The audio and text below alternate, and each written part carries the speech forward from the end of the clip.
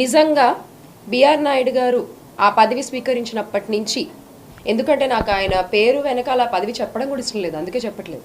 ఆ పదవి స్వీకరించినప్పటి నుంచి కూడా జరుగుతున్నటువంటి దారుణాలు మనం చూస్తూనే ఉన్నాం. ఎన్నో గోవులు చనిపోయాయి గోశాల్లో. దానికి ఆయనే బాధ్యులు. కొండపైన ఇష్టం వచ్చినట్టుగా మద్యం దొరుకుతోంది, కొండపైన ఇష్టం వచ్చినట్టుగా మాంసాహారం దొరుకుతోంది, దానికి ఆయనే బాధ్యులు. భక్తులు తొక్కేసిన అట్లా చనిపోతున్నారు, దానికి ఆయనే బాధ్యులు. సరైన కనీసం క్యూ లైన్లో ఉండే వాళ్ళకి మంచినీటి సదుపాయం కూడా లేదు. మనం చూస్తూనే ఉన్న వీడియోలు సోషల్ మీడియాలో వస్తూ ఉన్నాయి కదా, మేము ఇంతసేపటి నుంచి గంటల తరబడి ఉన్నాం, కనీసం పట్టించుకునే వాళ్ళు లేరు, ఇదివరకు ఇలా ఉండేది కాదు అని భక్తులే మొరపెట్టుకున్నటువంటి పరిస్థితి ఈ రోజున కొండపైన చూస్తే.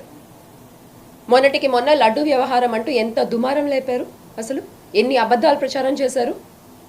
మళ్ళీ నిన్న మీ వీడియోలు బయటకు వస్తే తప్పేంటి అని మాట్లాడుతున్నారు. ఎంత ఆశ్చర్యం అంటే, తప్పేంటి అని మాట్లాడతారా మీరు?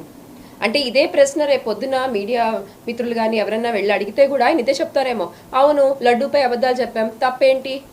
అవును, మహిళలపై మేము రక్తాలు వచ్చేలాగా కొట్టాం, తప్పేంటి? అవును, కొండపై మాంసాహారం దొరుకుతోంది, తప్పేంటి? మందు దొరుకుతోంది, తప్పేంటి? భక్తులు చనిపోతారు తొక్కిసలాట్లో, తప్పేంటి అని బిఆర్ నాయుడు గారు అడుగుతారేమో అన్ని.